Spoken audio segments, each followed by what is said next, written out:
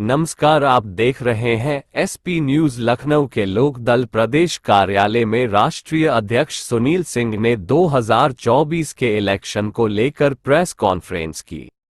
जिस तरह के कानून, जिस तरह के 140 सांसदों को बाहर निकाल कर बनाया गया, आज इस पार्टी का जो भारतीय जनता पार्टी का एनडीए गठबंधन है, वो सोचता है कि 400 सीट से पार हो जाए तो इस देश में सारी जो संवैधानिक संस्थाएं बची हैं, जो तो आज़ादी रह गई है लोगों के पास, ये सब समाप्त हो जाए।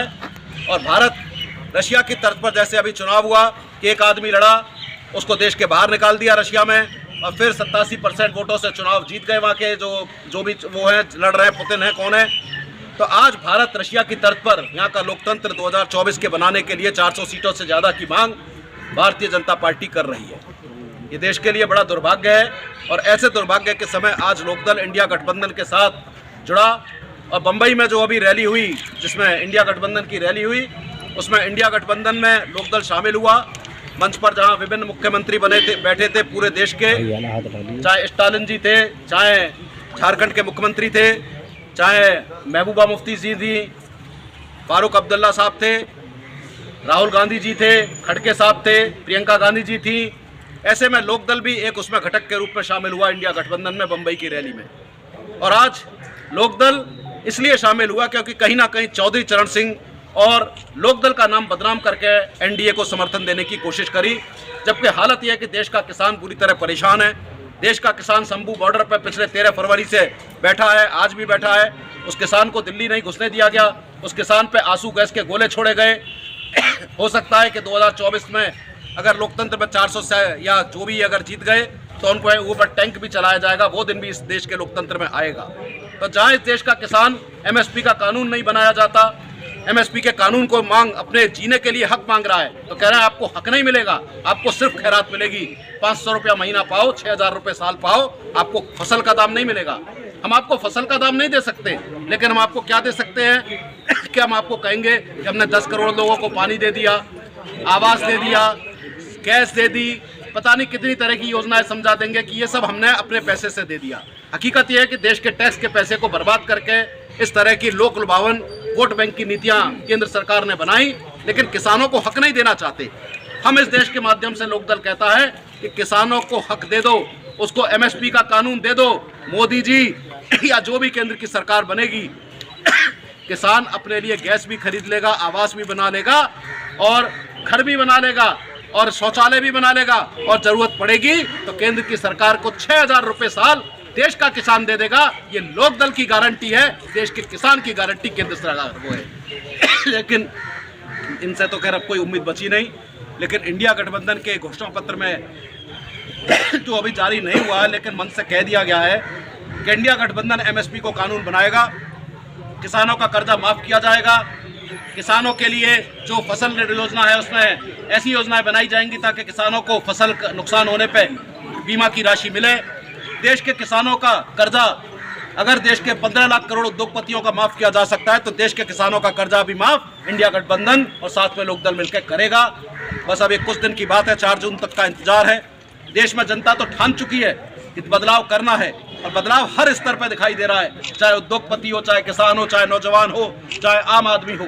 क्योंकि आज भले ही ये कह सकते हैं कि धर्म के नाम पे भारतीय जनता पार्टी वोट मांग सकती हो, लेकिन कभी मुद्दों पे बात नहीं कर रहे।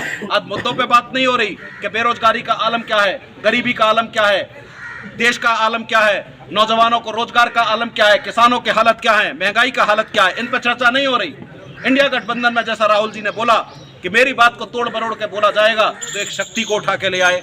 अब राहुल जी ने बात करी थी देश में असुरों की शक्ति की लड़ने की, देश में अनर्थ जो ये असत्य की शक्ति है उससे लड़ने की बात करी थी। और हमारे भारतीय जनता पार्टी के प्रधानमंत्री इतने ज्यादा बौखला गए कि बौखला कर वो बोलने लगे कि नारी शक्ति की बात करने लगे।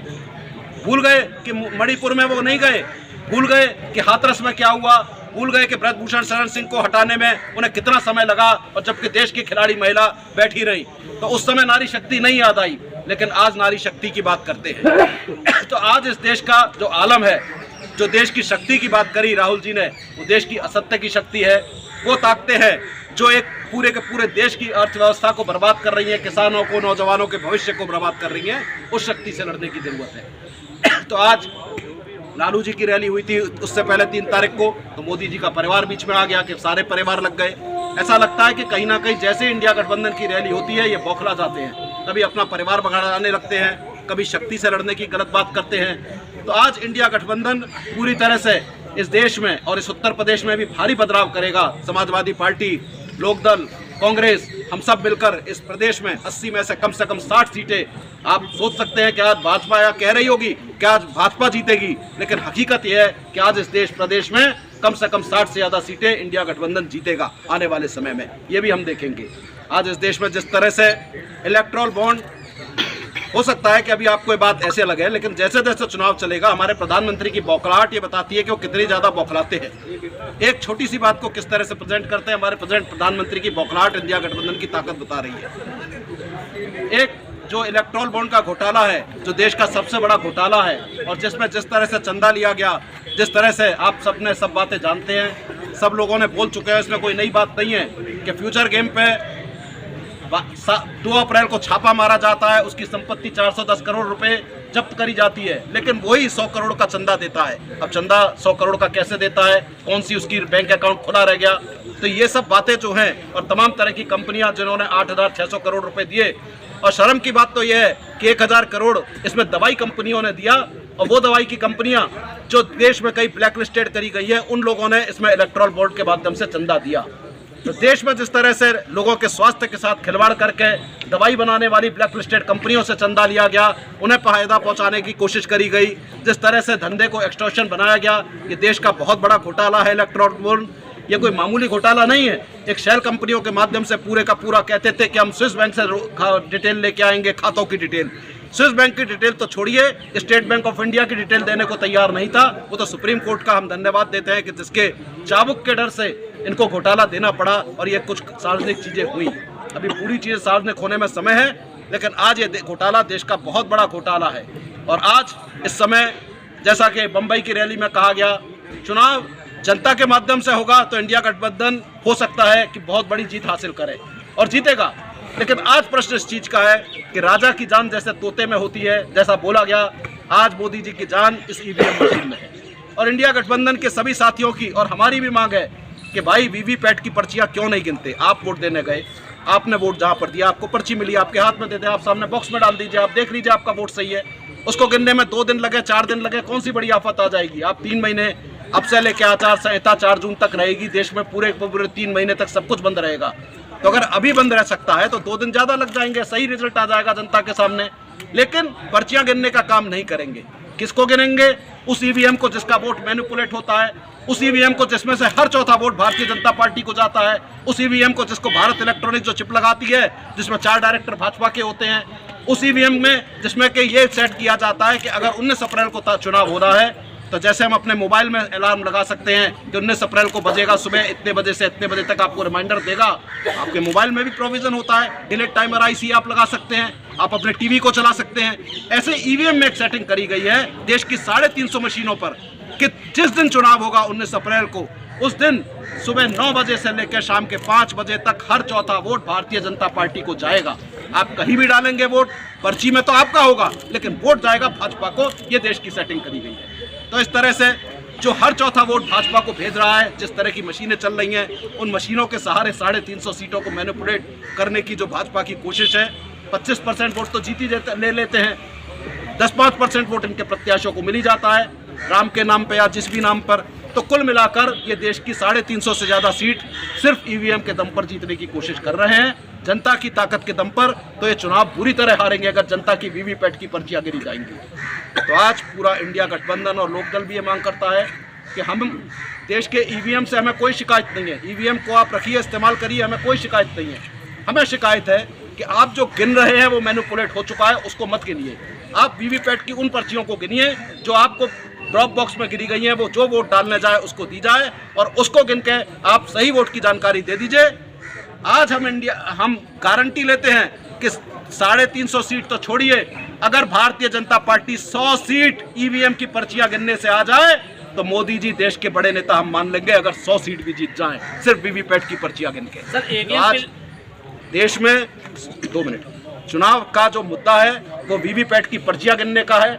एक एक निष्पक्ष चुनाव का है जिसकी हम मांग कर रहे हैं। हम ये नहीं कह रहे कि आप क्या करिए, आप किसी को भी वोट दीजिए, जनता स्वतंत्र वोट दे रही है, लेकिन आप सही पर्चियों को तो कम से कम गिनिए।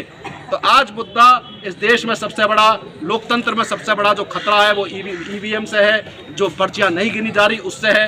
तो लोकदल की मांग है, इंडिया गठबंधन के सभी दलों की मांग है कि वीवीपैट की पर्चियां गिनी जाए ताकि चुनाव आयोग को हम निष्पक्ष मान सकें। वरना जिस तरह चुनाव आयोग में नियुक्ति हो रही है, जिस तरह से अगर इस मांग को नजरअंदाज किया जाएगा तो देश के सामने है कि देश में सही निष्पक्ष चुनाव नहीं हो रहा, कि देश का चुनाव नहीं है। ये वही रशिया की तरह चुनाव हो रहा है कि जहां पे हर चुनाव मैनिपुलेट होकर और रिजल्ट कुछ और आएगा।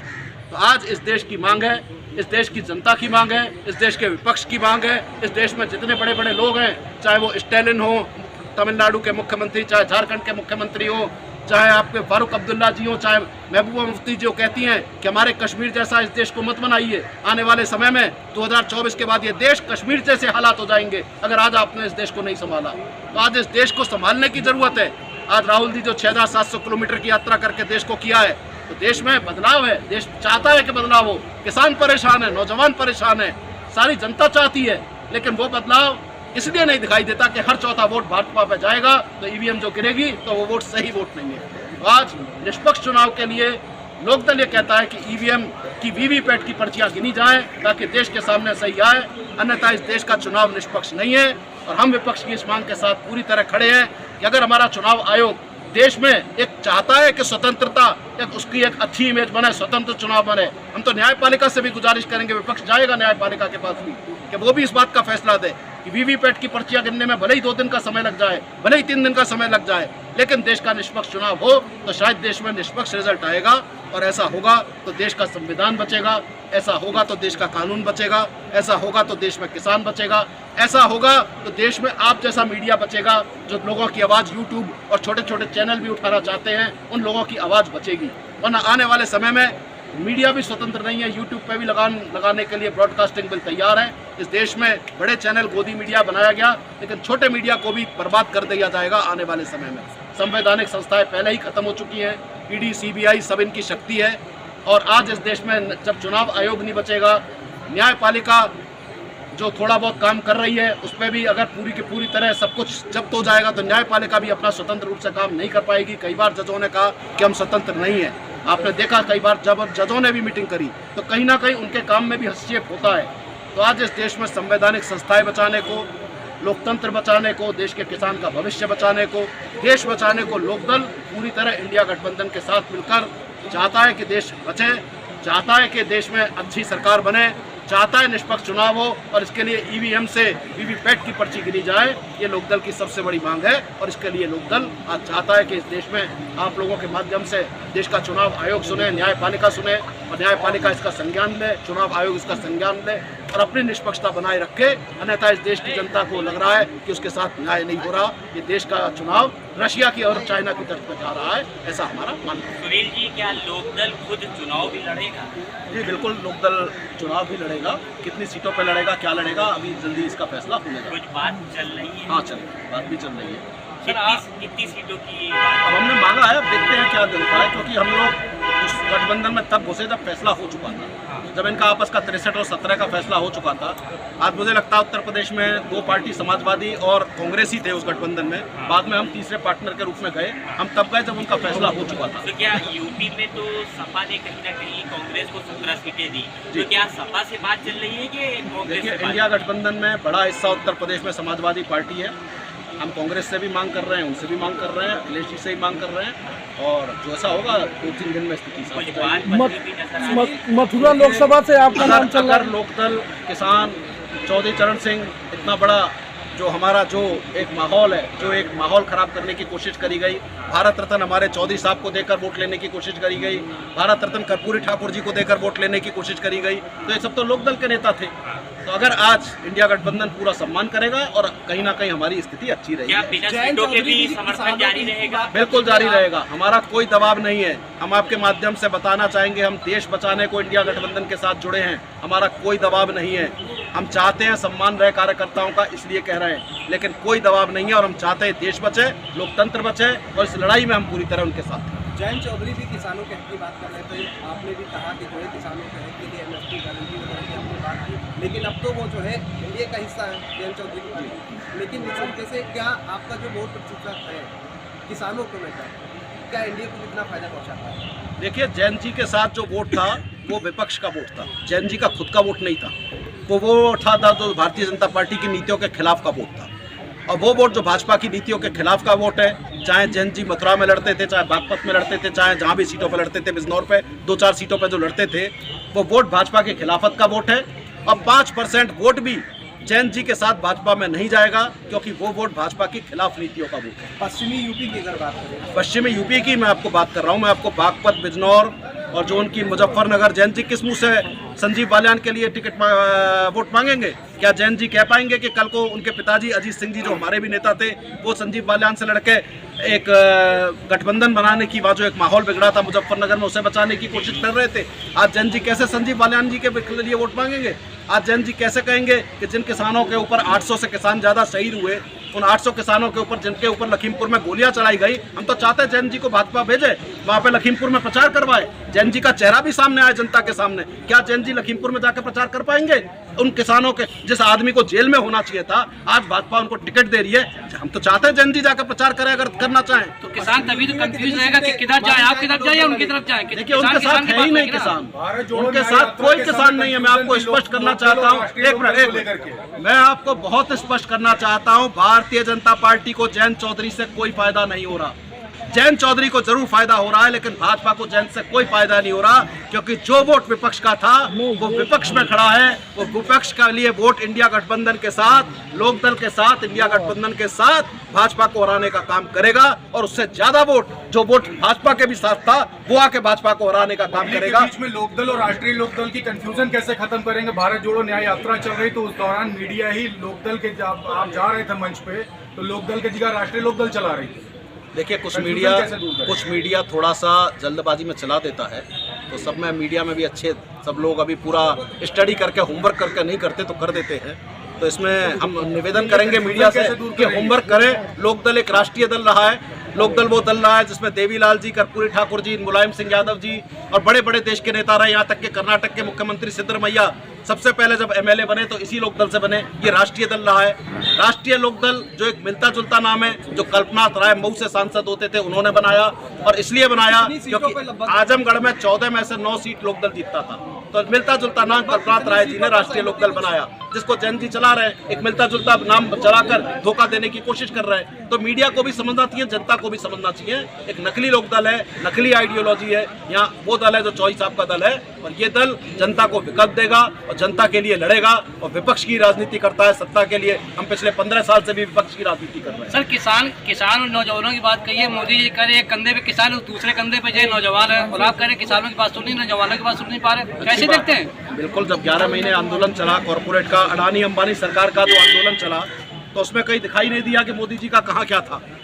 तो वो जो आंदोलन चला वो जनता ने देखा है कि किसान 800 से ज़्यादा शहीद हुए, उस आंदोलन में देखा है। लेकिन आज आपके माध्यम से हम ये कहना चाहेंगे कि आज इस देश के लोकतंत्र बचाने का चुनाव है, और इस चुनाव में हर आदमी की जिम्मेदारी बनती है।